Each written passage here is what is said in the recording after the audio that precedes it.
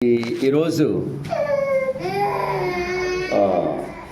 ఏంటి fathers day. బాగా గుర్తుపడింది. Happy fathers అందరు కూడా హ్యాపీ మీ డే. మరి ఫాదర్స్ డే శుభాకాంక్షలు. ఈరోజు మరి మన అంశాన్ని కొద్దిగా పక్కన పెట్టి ఫాదర్స్ని కొంచెం ఒకసారి పైకి చూద్దాం. ఫాదర్స్ని ఒకసారి జ్ఞాపకం చేసుకుందాం. ఈ సమయంలో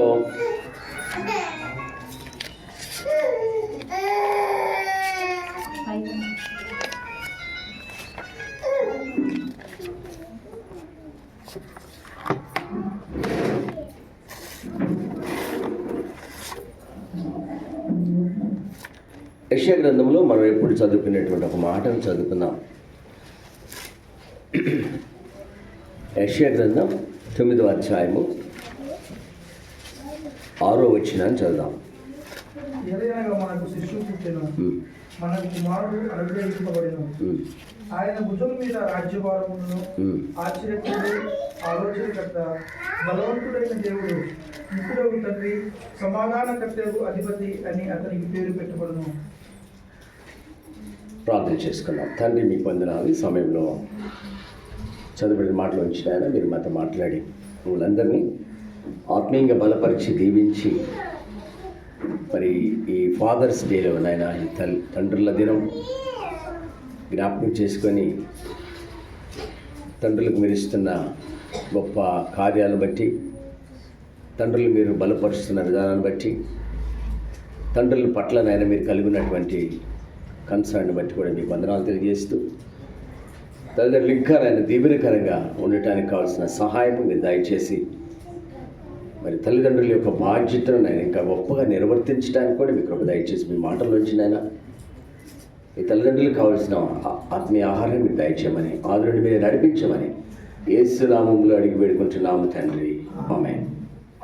మంచిది. యేసుక్రీస్తునామములో మరొకసారి మీ అందరికీ నా ప్రత్యేకమైన వందనాలు. ఈరోజు తండ్రుల దినం కాబట్టి తండ్రుల గురించి దేవుడి వాక్యం నుంచి కొన్ని విషయాలు తెలుసుకుందాం. మరి ఇంకా మేము ఎందుకు సార్ బయటికి వెళ్తామంటారా? తల్లులు, తల్లి తండ్రి ఏమంటారు? ద్వంద్వ సమాసం. తల్లిదండ్రులు భయభక్తులు ఎట్టో తల్లిదండ్రులు అనేది కూడా కలిసి ఉండే మాట. అది తల్లి అనగా ఎవరు ఉండాలి? తండ్రి ఉంటాడు. తండ్రి అనగా ఎవరు ఉంటారు? తల్లి ఉంటారు. కాబట్టి ఇది అవినాభావ సంబంధం, కలిసినటువంటి సంబంధం.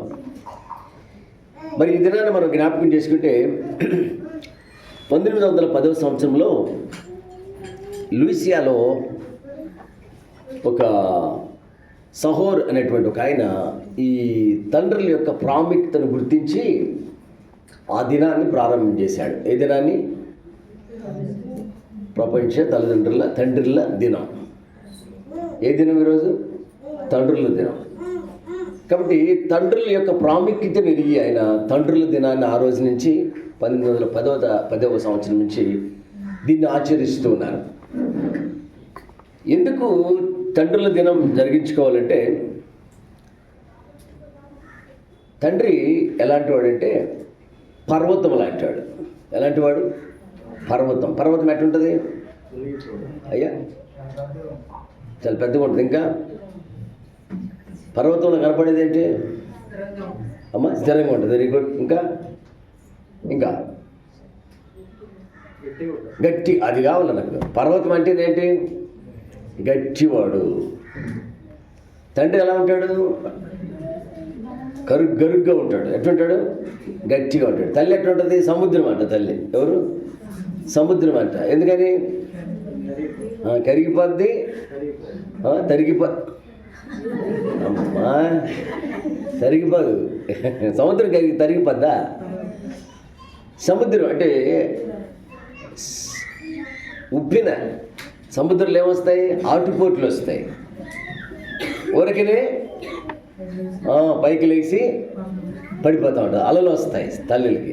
తండ్రికి ఎలా ఉంటాడు? భీష్మించుకొని ఉంటాడు. అందుకని తండ్రిని ఏం పరిచి పర్వతం అన్నారు. అంటే కదలుడు మెదలుడు. ఎట్లుంటుంది? పైకి చూడటానికి ఎట్లుంటాడు? రాతి హృదయం వల్లే ఉంటాడు. ఎట్లుంటాడు? అలా అని చెప్పేసి తండ్రి రాతి హృదయం కాదు. అలా అని చెప్పేసి తల్లి సముద్రం అని చెప్పేసి అంత మెత్తగా ఉండేవాళ్ళు కాదు. అసలు నేను టైం లేకుండా పోయింది. పురుషుడు స్త్రీ గురించి చెప్దామంటే పెళ్లి చేసినప్పుడు. కాబట్టి జ్ఞాపకం చేసుకోండి, తండ్రి కనపడినటువంటి ఒక మంచి మనసు కలిగినటువంటి వ్యక్తి. ప్రపంచంలో తండ్రికి అంత ప్రాముఖ్యత లేదు. ప్రపంచంలో ఎవరు కూడా తండ్రిని గుర్తించరు. సార్ మీరు మగవాళ్ళు అని చెప్పేసి అటు మాట్లాడుతున్నారేమో అని మీరు అనుకుంటారేమో. జ్ఞాపకం చేసుకోండి, తండ్రి ఎలా ఉంటాడంటే కనపడడు, అన్నీ మనసులో ఉంటాయి. తల్లి ఏం చేస్తుందంటే ఉప్పొంగిపోతుంది. ఏదైనా చిన్న సమస్య వచ్చినా, కష్టం వచ్చినా, బాధ వచ్చినా తల్లి ఏమవుతుంది ఎక్స్ప్రెస్ చేస్తుంది. తండ్రి ఏం చేస్తాడు? ఎక్స్ప్రెస్ చేయడు. అందుకని ఫాదర్లో ఉన్న క్వాలిటీస్ మనం ఒకసారి మదర్ గురించి జ్ఞాపకం చేసుకున్నాం. ఫాదర్ అంటే ఏంటి? ఇంగ్లీష్లో డాడ్ అంటారు. డాడ్ ఏమంటారు? డిఏడి, డాడ్ అంటే డేంజరస్ ఎగెనెస్ట్ ఏం చేస్తారు? డిఫెండర్ అన్నమాట. ఒక తల్లి రోడ్డు మీద బాబుని తీసుకుని వెళ్తూ ఉంది. ఏదైనా చిన్న ఆటంకం వస్తే ఏం చేస్తుంది?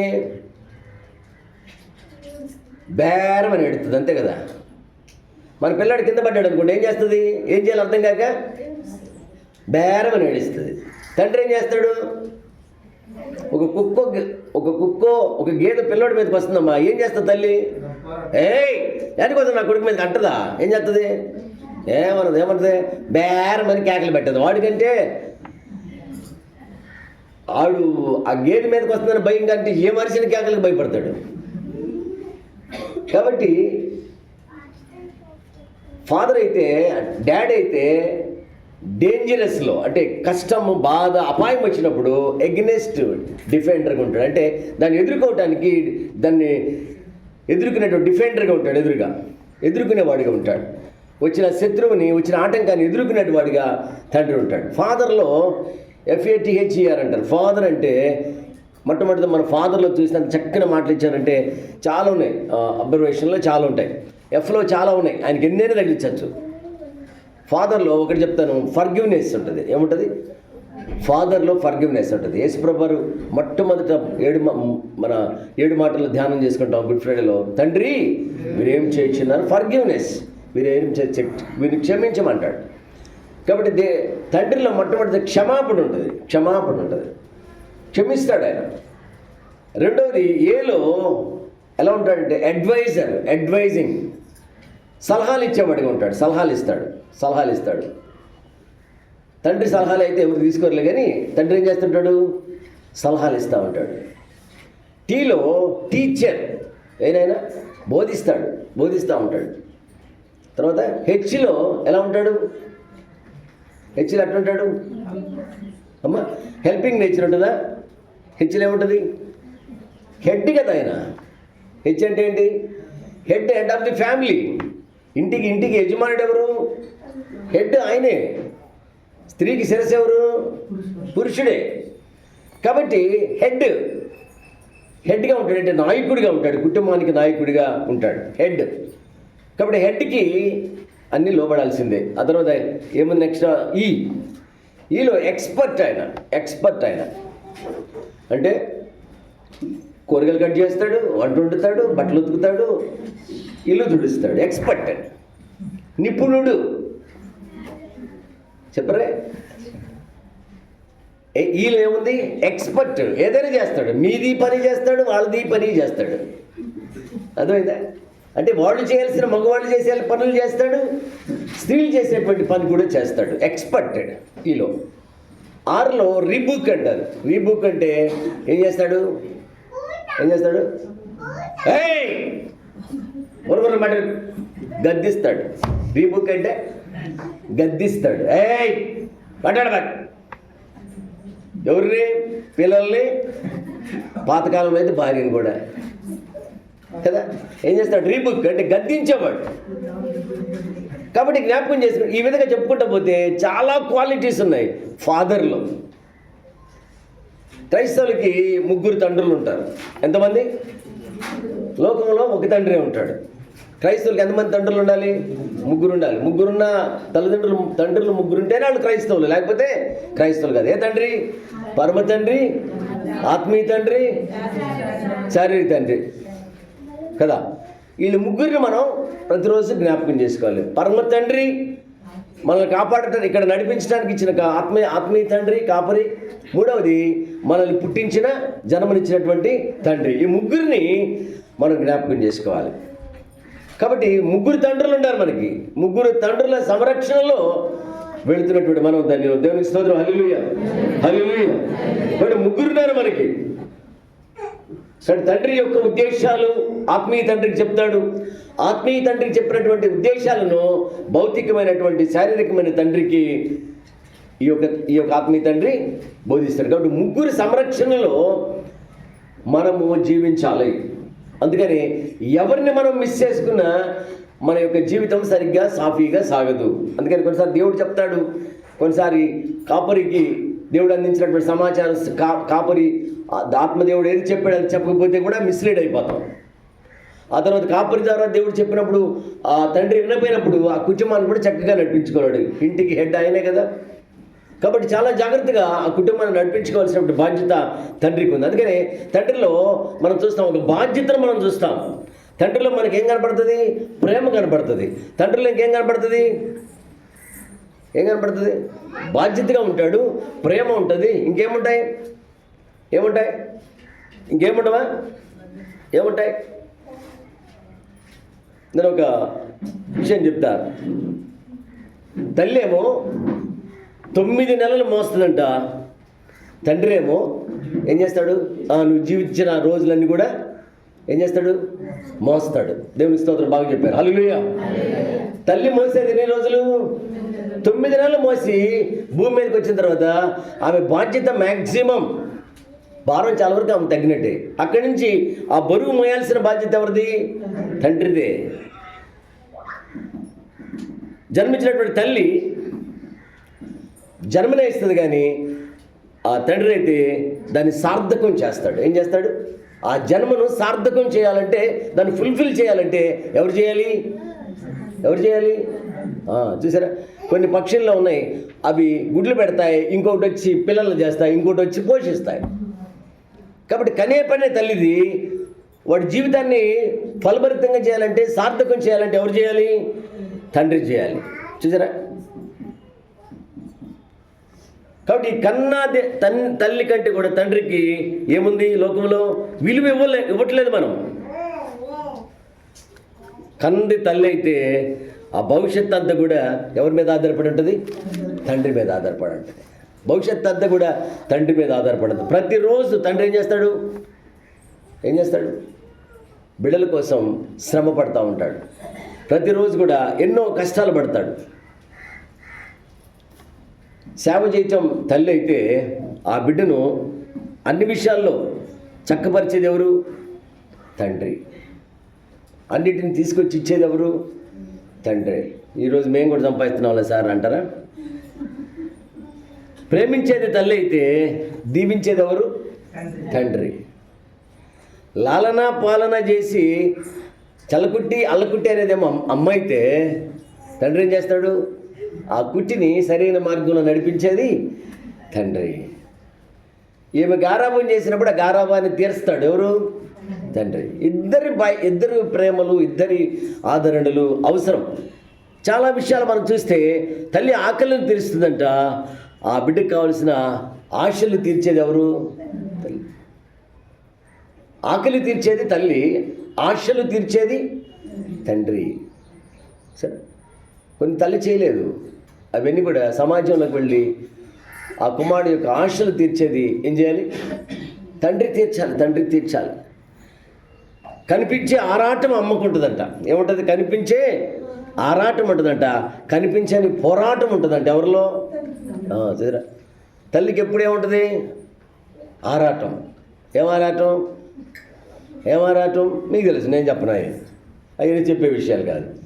తండ్రి లేచిన దగ్గర నుంచి ఏంటి? పోరాటం ఉంటుంది. తెల్లారు లెగిస్తే ఏం చేయాలి? తెల్లారు లెగిస్తే అదేం చేయాలా? తెల్లారు లెగిస్తే ఇదేం చేయాలా? తెల్లారు లెగిస్తే అదేం చేయాలా? వాళ్ళకైనా సమాధానం చెప్పాలి, వీళ్ళకైనా సమాధానం చెప్పాలా? ఇలా ఉన్న పరిస్థితులన్నింటినీ చక్కపరుచుకొని ఈ జీవితంలో పోరాటం చేస్తూ ఉంటాడు.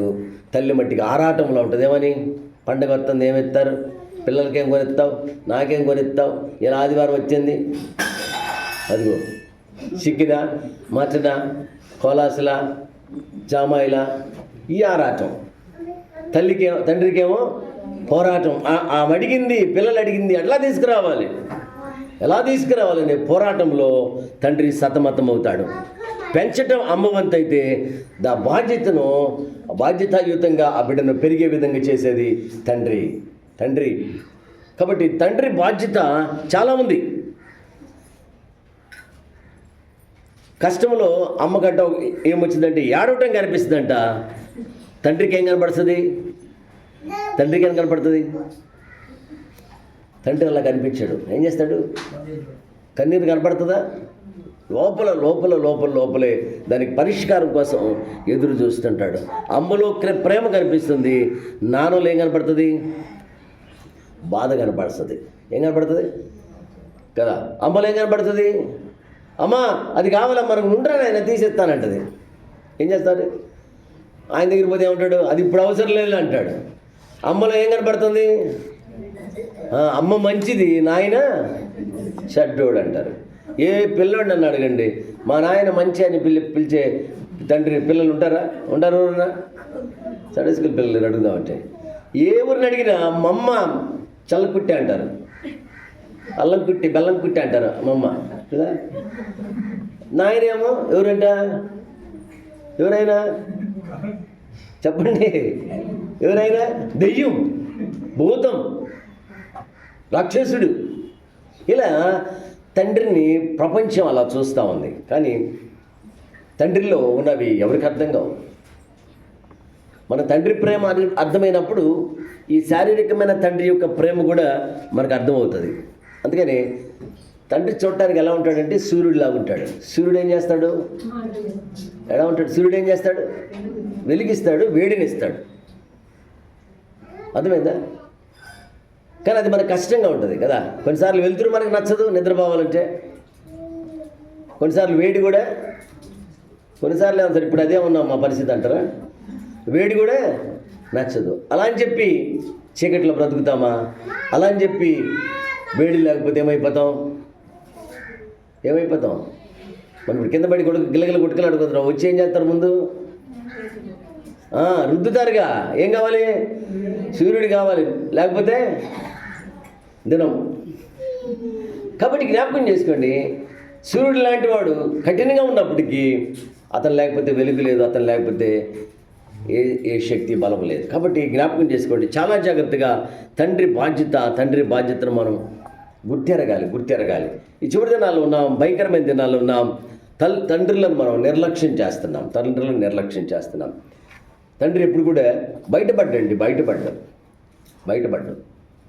నన్ను అడిగితే వాళ్ళ ప్రేమ కనపడదు, వాళ్ళ జాలి కనపడదు, వాళ్ళ దయ కనపడదు. గంభీరమైనటువంటి ఫేస్, గంభీరమైన పర్సనాలిటీ ఒకటే కనపడుతుంది.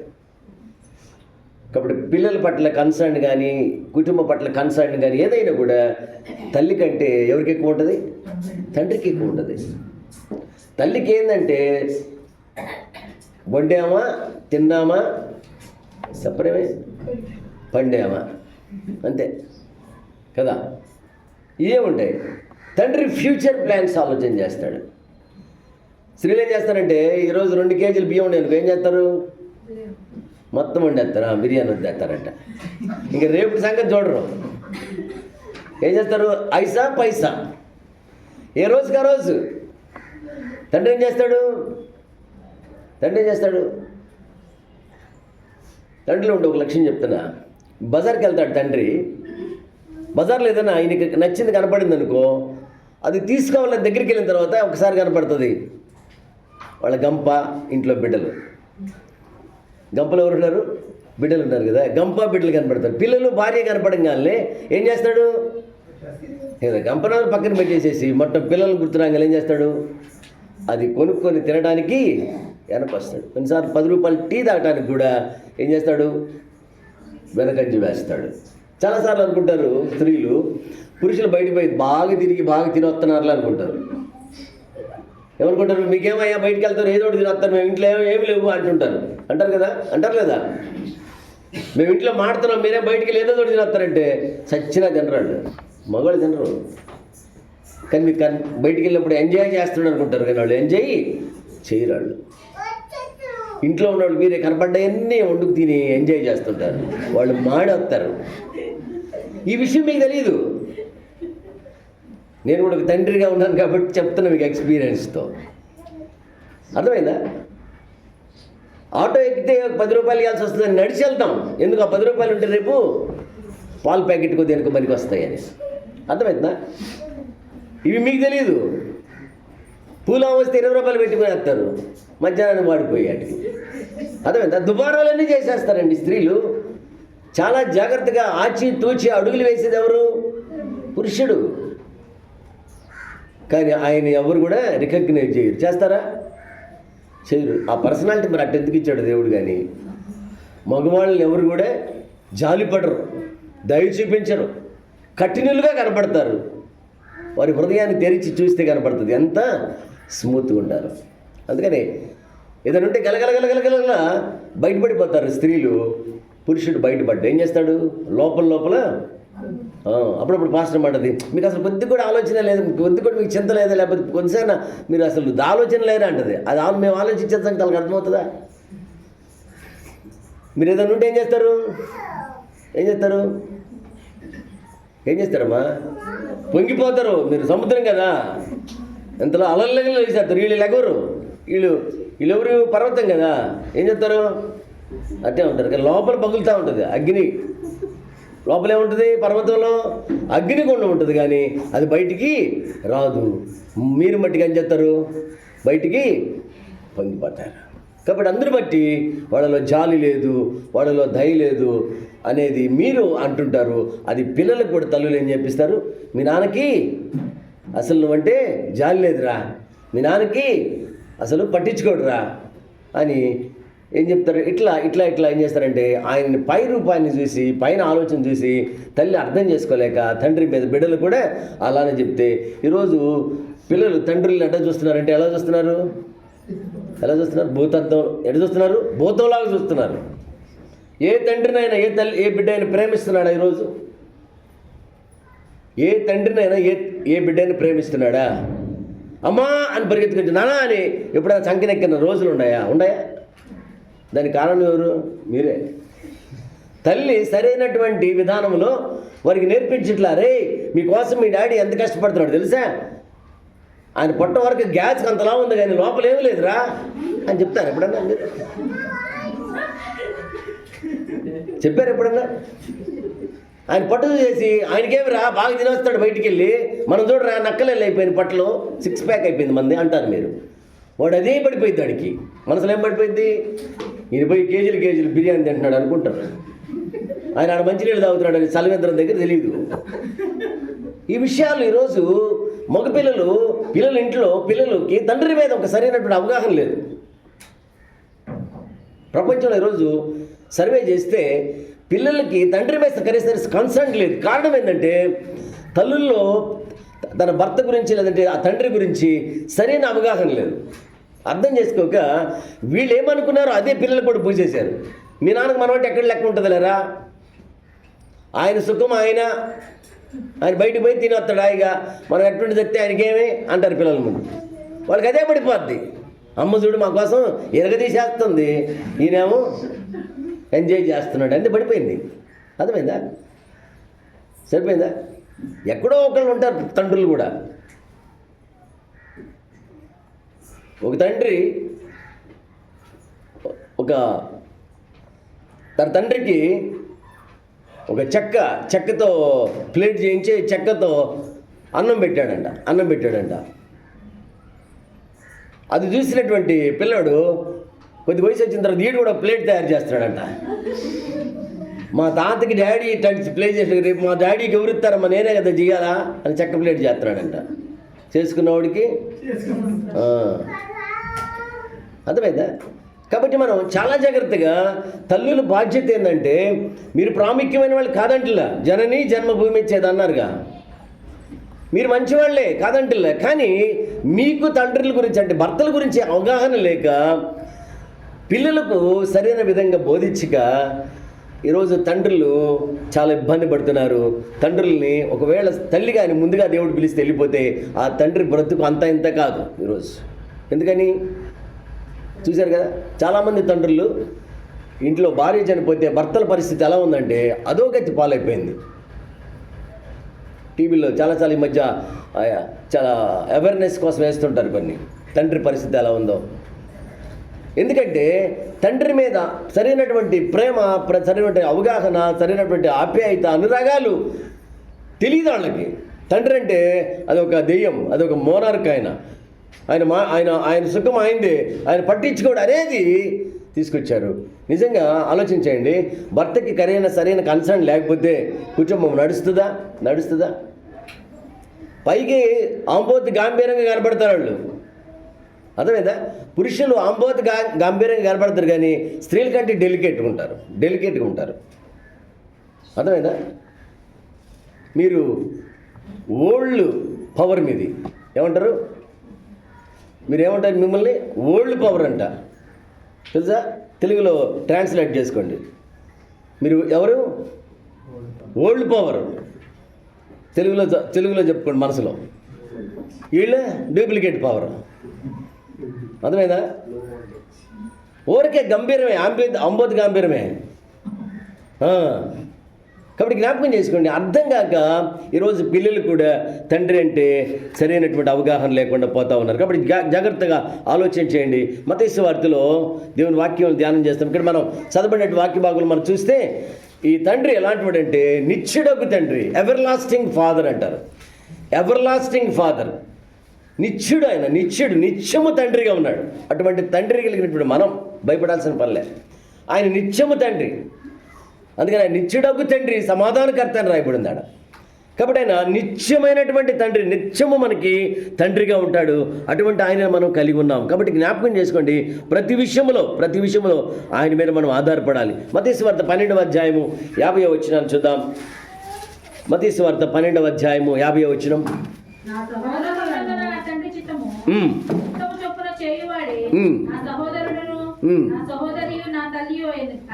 చూసారా?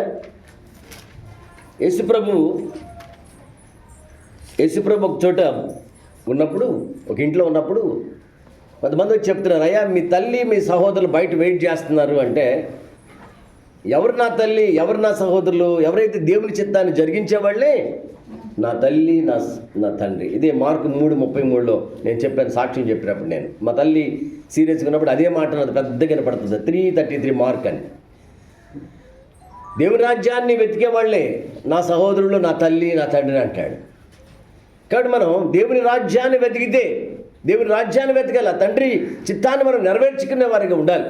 కాబట్టి మనం ప్రతి విషయంలో కూడా తండ్రి చిత్తాన్ని జరిగిస్తేనే మనం అన్ని విషయాలు కూడా ఆశీర్వదించబడతాం. అన్ని విషయాలు కూడా దేవుడు మనకు తండ్రిగా ఉంటాడు. ఆ చిత్తాన్ని మనం నెరవేర్చకపోతే ఆ తండ్రి మనల్ని విడిచిపెడతాడు. మనం ఈ లోకంలో కూడా శారీరకమైన తండ్రి కూడా ఏం చేస్తాడు? మాట వింటే వాడికి నీకు ఎంతైనా చదివిస్తానరా, ఏదైనా చేస్తానంటాడు. మాట వినకపోతే ఏమంటాడు? నీ ఇష్టంరా, ఎయిర్లో తిరిగి అంటాడు. ఎక్కడ తిరగమంటాడు? ఏమంటాడు? ఎయిర్ నా సన్ అంటాడు. ఏమంటాడు? గాలిలో తిరిగే నా కొడుక అంటాడు. అర్థమైందా? కాబట్టి పట్టించుకోవడానికి ఆయన వీడు బయట తిరుగుతున్నాడు వ్యర్థంగా. ఇప్పుడు ఆయన తండ్రి చిత్తాన్ని మనం జరిగించకపోతే మనల్ని కూడా దేవుడు, నా సహోదరుడు ఎవరు, నా తల్లి ఎవరు, నా సహోదరులు ఎవరు, నా బిడ్డలు ఎవరు? దేవుని చిత్తాన్ని జరిగించేవాళ్ళు ఆయన తల్లి కానీ సహోదరుడు కానీ ఎవరైనా కానీ తండ్రి చిత్తాన్ని జరిగించేవాళ్ళే సహోదరులుగా బిడ్డలుగా ఉంటాం. యోహాను సువార్త 6వ అధ్యాయం 40వ వచనం కూడా చూడండి. యోహాను సువార్త 6వ అధ్యాయం 40వ వచనం, 6th chapter 40th verse. John 6:40.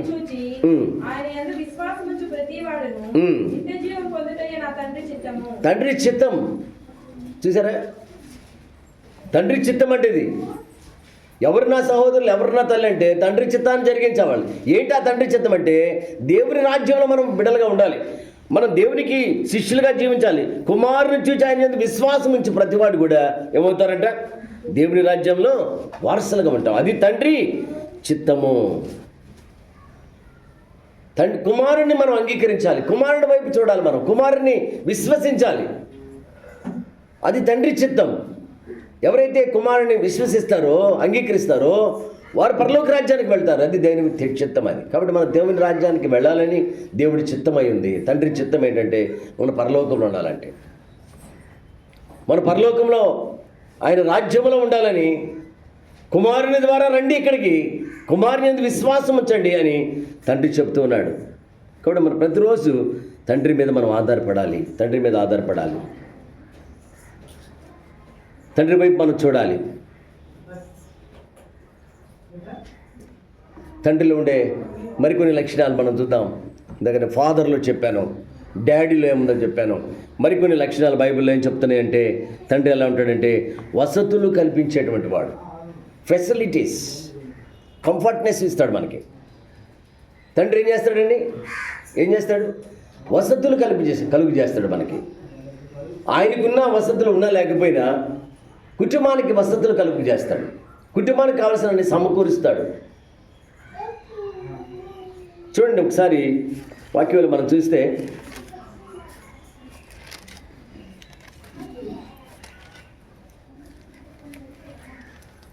మొదటి తిమోతి పత్రికలో 5వ అధ్యాయం 8వ వచనం. మొదటి తిమోతి పత్రిక 5వ అధ్యాయం 8వ వచనం. సరే, ఫస్ట్ తిమోతి 5:8. విశేషముగా తన ఇంటి వారిని సంరక్షింపకపోయిన ఎడల వాడు విశ్వాస త్యాగము చేసిన వాడై అవిశ్వాసి కన్నా చెడ్డవాడై ఉండును. చూసారా? తండ్రి ప్రతి విషయంలో కూడా ఏం చేయాలంటే కుటుంబాన్ని పోషించాలి, కుటుంబాన్ని సంరక్షించాలి, కుటుంబంలో కావలసినటువంటి ప్రతిదీ తీర్చాలి. ప్రతి అవసరత అక్కర్లు తీర్చాలి. ఎవడైనాను స్వకీయులను విశేషంగా తన ఇంటి వారిని సంరక్షించకపోయినా వాడు విశ్వాస త్యాగము చేసిన వాడై అవిశ్వాసి కన్నా చెడ్డవాడై ఉంటాడంట. అవిశ్వాసి కంటే కూడా చెడ్డవాడైపోతాడంట. ఏం చేయకపోతే ఏం చేయాలంట? పురుషులు, తండ్రులు అండర్లైన్ చేసుకోండి, విశేషముగా తన ఇంటి వారిని సంరక్షించకపోతే. సంరక్షకుడు అనే అప్లికేషన్లో రాస్తారు కదా, సంరక్షకుడు అని. డేట్ ఆఫ్ బర్త్ సర్టిఫికేట్కో నేటివిటీ సర్టిఫికేట్కో ఏం రాస్తారు అక్కడ? సంరక్షకుడు. గవర్నమెంట్లో కొన్ని మార్పులు వచ్చి మార్చాల ఆ కాలాన్ని. సంరక్షకులు అని పెట్టాలి. ఎందుకని? లేడీస్ కూడా జాబ్ చేస్తున్నారు కదా, పెడుతుంది అట్లా పెడుతుందా? సంరక్షకుడు అనగానే ఎవరి పేరు పెడతారు? తండ్రి. కుటుంబాన్ని పోషించేది, కుటుంబాన్ని సంరక్షించేది, కుటుంబానికి కావాల్సిన అన్నిటినీ వసతులు కలుగు చేసేది ఎవరంట? తండ్రి. కాబట్టి ఫస్ట్ బాధ్యత బైబిల్లో చెప్తుంది వసతులు కల్పిస్తాడు ఆయన. వసతులు కల్పించాలి. తండ్రి బాధ్యత కుటుంబాన్ని సంరక్షించటం. ఎన్ని బాధ్యతలు ఉంటాయి తండ్రికి? చాలా బాధ్యతలు ఉన్నాయి. కుటుంబాన్ని సంరక్షించాలంట. రెండవది చూడండి, సామెతల గ్రంథం 13వ అధ్యాయం 24వ వచనంలో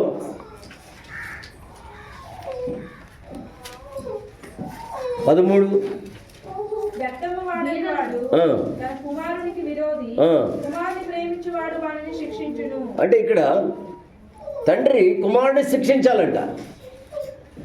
బెత్తం వాడనటువంటి కుమారుడు తండ్రికి ఏమవుతాడు? విరోధి అవుతాడు. ఇప్పుడు తండ్రికి, ఇప్పుడు ప్రపంచంలో ఇందాక కూడా చెప్పాను, ప్రతి ఇంటిలో ప్రతి బిడ్డలు కూడా, ప్రతి ఇంట్లో ఉన్న పిల్లలు తండ్రికి విరోధులు ఎందుకయ్యారు? ఎందుకని? బెత్తం వాడాలి, వాడకపోతే ఏమవుతున్నారంట? విరోధులు అవుతున్నారంట. బెత్తము ఇటు అటు 2 చోట్ల వాడాల. అర్థమైన వాళ్ళు అవుతున్నారు. అర్థమైందా? కాబట్టి బిడ్డలను ప్రతి విషయంలో ఇక్కడ రెండవది శిక్షించేవాడిగా ఉండాలి. బిడ్డలు ఏం చేయాలంట? శిక్షించాలి.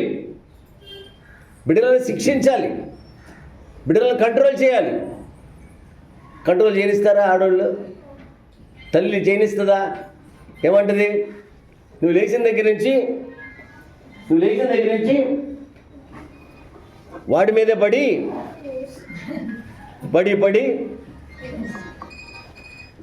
ఆ మాట అంటది కదా. లెగిస్తే నీకు ఎవరు కనపడరు, నేను నా బిడ్డే. ఏం గాడి నుంచి వచ్చాడు బిడ్డ? ఏమంటది? లెగిస్తే నీకు నా మీద నా బిడ్డ మీదే కానీ ఆ ఇంటి పక్కన వాళ్ళు ఎదుటి వాళ్ళ మీద పడచ్చకపోయి అంటారు కదా, అంటారా లేదా? కాబట్టి బిడ్డని శిక్షించకుండా తల్లి అడ్డుపడుతుంది. అందుకని ఇద్దరికి ఇవ్వాలి కోటింగ్, సరిపోద్ది. కాబట్టి తండ్రి శిక్షించేవాడిగా ఉండాలి, గద్దించేవాడిగా ఉండాలి. అది దేవుని వాక్యం సెలవిస్తూ ఉంది. ఏ తండ్రి అయితే బిడ్డను శిక్షించాడు వాడు తండ్రికి ఏమవుతాడు? విరోధి అవుతాడు. అందుకని బెత్తము వాడాలి. తండ్రి బిడ్డని కొట్టంటే తల్లి అడ్డం వస్తే ఏం చేయాలి? చెప్పరమ్మా అమ్మా, చెప్పండి అందరూ. కొట్టనీయాలి. కొట్టనీయలేదు, అడ్డుపడ్డావు అనుకో ప్రమాదం నీకే. అందుకని బిడ్డ పాడు కాకుండా ఉండాలంటే తండ్రులని నిద్ర కొట్టేసేయండి. మూడవది సామెతల గ్రంథం 23వ అధ్యాయము 22వ వచనం, 23-22. ఇది పడిన నీ తండ్రి ఉపదేశం అంగీకరించుము, నీ తల్లి ముదిమి యందు ఆమె నిర్లక్ష్యము చేయకుము. చూసారా? తండ్రి ఉపదేశాన్ని ఏం చేయాలంట? వినాలంట. తండ్రి ఉపదేశం చేస్తాడండి. ఇందాక మనం చూసాం కదా, టీచర్ ఆయన. టీలో చూసాం, టీచర్ ఏం చేస్తాడు? ఆయన ఉపదేశం చేస్తాడు. ఆ ఉపదేశాన్ని బిడ్డ వింటే వాడు బాగుపడతాడు. తండ్రి చెప్పిన మాట వినురా అని తల్లి కూడా చెప్పాలి. ఏం చెప్పాలి? తండ్రి చెప్పిన మాట వినురా అనాలి. తల్లి ఏమంటది? అరే ఆయన అట్టే చెప్తాడులే, నీ పాటికి నువ్వు పో. కానీ తండ్రి ఉపదేశాన్ని రిజెక్ట్ చేస్తున్నారు పిల్లలు. దానికి కారణం ఎవరు? వాళ్ళని బాధాల. కాబట్టి బిడ్డలకి దేవుడిచ్చిన ఆజ్ఞ ఏంటంటే, తండ్రికి మీ బిడ్డలను మీకు మంచి టీచింగ్, వాళ్ళకి మంచి బోధ చేయనైనా వాళ్ళకి మంచి ఉపదేశం చేయమంటాడు. ఎఫెసీ పత్రిక 6:4 పౌలు గారు ఎఫెసీ సంఘంతో మాట్లాడుతూ చూడండి, ఒక మాట చెప్తారు. 6:4 ఎఫిషియన్స్ 6:4.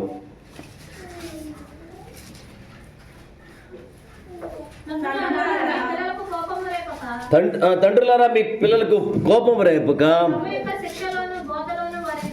చూసారా? ఏం చేయాలంట? ప్రభు యొక్క బోధనలు శిక్షణ వారిని పెంచాలి. బోధ చేయాలి, దేవుని మాటలు చెప్పాలి, దేవునిలో పెంచాలి. కాబట్టి ప్రతిరోజు తండ్రి ఉపదేశం అవసరం. కాబట్టి ఒకటి వసతులు కల్పించాలి, రెండవది శిక్షించేవాడికి ఉండాలి తండ్రి, మూడవది ఉపదేశం చేసేవాడికి ఉండాలి, నాలుగవది 103వ కీర్తన 13వ వచనంలో ఇందాక పాట పాడాం, జాలి లేనిది ఈ మాయలోకం అని. తండ్రిలో కనపడకుండా ఉండేటువంటి ఒక లక్షణం అది. ఏంటది? 103వ కీర్తన 13వ వచనం, Psalm 103:13.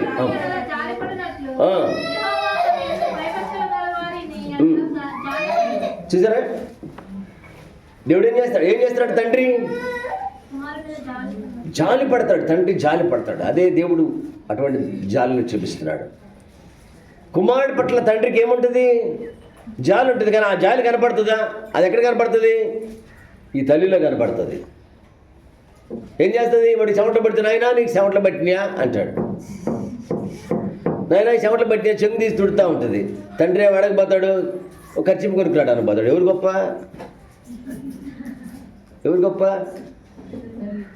తల్లి గొప్ప. చెంగులు పెట్టాడు, తుడిచేసేస్తుంది అంతే. నీకు పర్మనెంట్గా నువ్వు స్కూల్లో పోయిన ఆడవాళ్ళు చెంగులు పెట్టి తుడుతారు. అందుకని తండ్రి ఏం చేస్తున్నాడు? ఖర్చు తెచ్చేస్తున్నాడు, పర్మనెంట్ సొల్యూషన్ చేస్తున్నాడు. తల్లి ఏం చేస్తే అప్పటికప్పుడు మాయ చేస్తుంది. అమ్మ మా అమ్మ ఎంత ప్రేమ, మా అమ్మ కట్టి అంటారు. ఏమేమో ఎక్స్పోజ్ చేసేస్తుంది, ఆయనేమో కనపడకుండా జాలి. అందుకే తండ్రి ఇందాక చెప్పాను, తండ్రిలో కనపడని లక్షణాలు అని ఉంటాయి. తండ్రిలో కనపడదు జాలి. తల్లిలో ఏం కనపడుతుంది? ఊరికనే సెల్లం గల్లం బల్లం పట్టి కుట్టి అంటూ ఉంటుంది. తండ్రి అనడు, కానీ అది ఎక్స్ప్రెస్ చేస్తాడు, క్రియలో చూపిస్తాడు. ఆయన క్రియలో చూపిస్తాడు, ఏమేమో మాటల్లో చూపిస్తుంది. ఎవరు గొప్ప? మీరు చెప్పండి, వీళ్ళు చెప్పరు కానీ. ఎవరు గొప్ప అమ్మా? తల్లి గొప్ప. మాటలు దేనికి కూడా రావచ్చ. కాబట్టి తండ్రిలో ఉన్న లక్షణం ఏంటంటే ఉపదేశిస్తాడు, మంచి చెప్తాడు, జాలి పడతాడు. ఆ తర్వాత ఏం చేయకూడదంటే తండ్రి కొలస్సీ పత్రిక 3వ అధ్యాయం 21వ వచనంలో ఇందాక కూడా చదివాం, కోపము రేపక. కొలస్సీ 3:20 చూడండి. కొలస్సియన్స్ 3:21.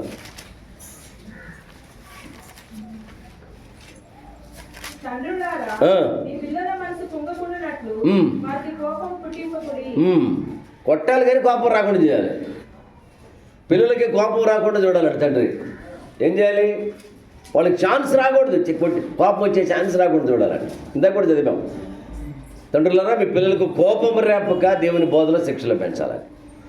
వాళ్ళకి కోపం వచ్చే విధంగా కాకుండా మంచిగా మనం ట్రీట్ చేయాలి.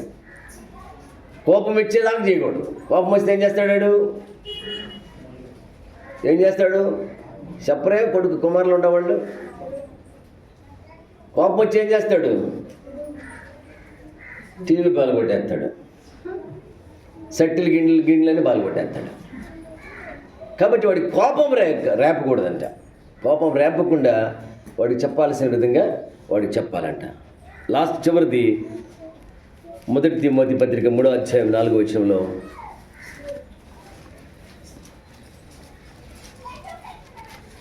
తిమోతి 3:4, సంపూర్ణ బాధ్యత కలిగి తన పిల్లలను స్వాధీనపరచుకోవచ్చు, తన ఇంటి వారిని బాగుగా ఏలువాడనే ఉండవలెను. చూసారా? ఇంటిని ఏం చేయాలంట? ఏలాలంట. ప్రభుత్వం చేయాలి ఇంటిని. ఇందాకేమో ఫస్ట్లో వసతులు కల్పించాలని చెప్పాను. ఇక్కడే లాస్ట్లో ఏం చెప్తున్నాడు? ఏలాలి. కుటుంబాన్ని ఎవరు ఏలాలి అమ్మా? ఎవరు వెళ్తున్నారు? వాక్యం ఏం చెప్తుంది?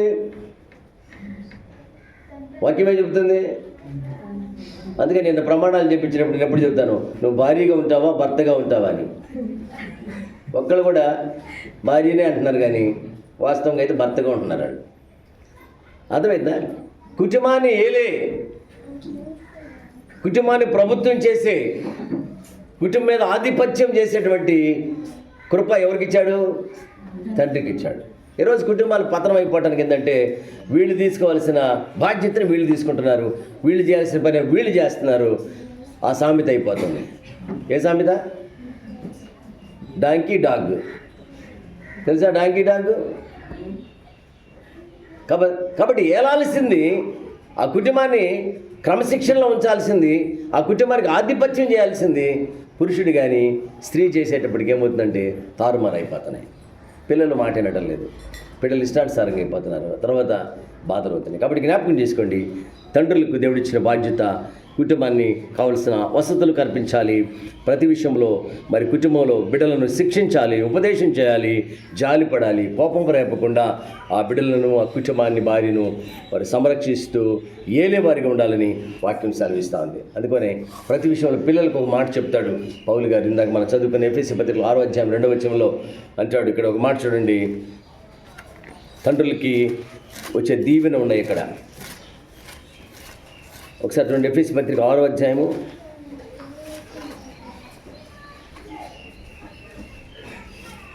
6 పిల్లలకి తండ్రుల వల్ల కలిగే దీవెన ఉంటుంది. అక్కడ 6వ అధ్యాయం 1వ వచనం 2వ వచనం చూడండి. 6 పిల్లలారా ప్రభునందు మీ తల్లిదండ్రులకు విధేయుండుడి, ఇది ధర్మమే. నీకు మేలు కలిగినట్లు నీ తండ్రిని నీ తల్లిని సన్మానించము, అప్పుడు నీవు భూమి మీద దీర్ఘాయుమంతుడు అవుతావు. ఇక్కడ పిల్లలకు చెప్తున్న మాట ఏంటంటే నీ తల్లిదండ్రులకు ఏమవ్వాలంట? విధేయులుగా ఉండాలండి. ముందు ఎవరికి ఉండాలి?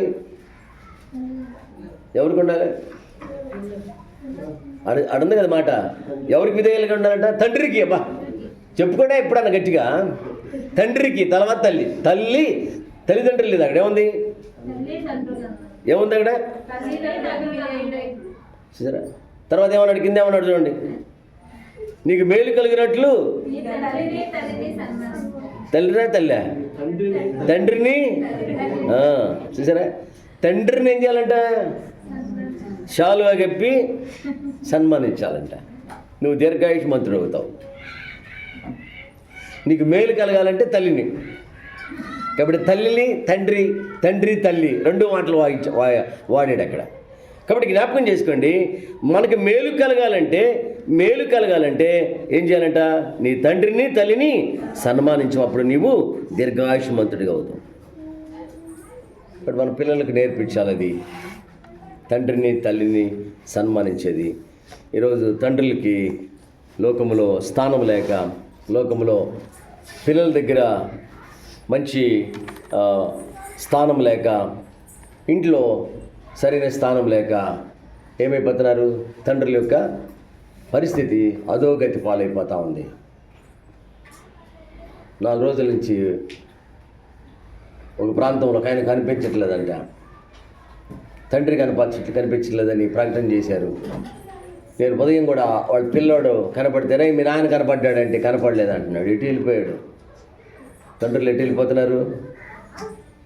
మాకు ఏ దిక్కు లేకపోతే ఏం చేస్తున్నారు? ఎటు వెళ్ళిపోతున్నారు. ఎందుకు సార్ ఇంత కష్టపడి ఇంత సంపాదించి అంత చేసి నా కొడుకు నన్ను గౌరవించట్లా? కొడుకు గౌరవించకపోతే ఎవరు గౌరవించరు? కోడలు గౌరవించదు. కోడలు గౌరవించకపోతే ఇంకెవరు గౌరవించరు? ఊరు గౌరవించదు. ఇంకెందుకు మనం ఏంటని చెప్పేసి ఏం చేస్తున్నాడు? వెళ్ళిపోతాడు. తల్ల ముంచండి, కళ్ళు మూసుకోనండి. తండ్రిని 3 తండ్రులు ఉండారు మనకి. జ్ఞాపకం చేసుకోండి, ఏ తండ్రిని మనం అవమానపరిచినా మనకి మిగిలేది శూన్యమే.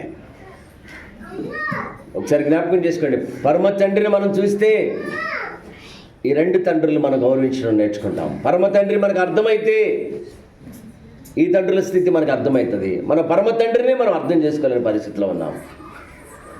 ఒకవేళ ఈ లోకంలో జన్మనిచ్చిన తండ్రి అయిన కొంతకాలమే ఉంటాడు, కానీ మన పరమ తండ్రి నిత్యత్వము, యుగాలు ఉండేటువంటి దేవుడు. ఈ తండ్రి కొంతకాలమే, ఈ తల్లి కొంతకాలమే. జ్ఞాపకం చేసుకోండి, పరమ తండ్రి వైపు చూస్తే మన జీవితాలు చక్కపరచబడతాయి, మన జీవితాలు సరిచేయబడతాయి. తండ్రి విలువ మనం అర్థం కాకుండా ఉన్నాం ఈరోజు. జన్మనిచ్చిన తండ్రిని గౌరవించినప్పుడు ఆత్మీయ తండ్రిని గౌరవించలేము. అసలు పరమ తండ్రి మనకు అర్థం కాడు అసలు.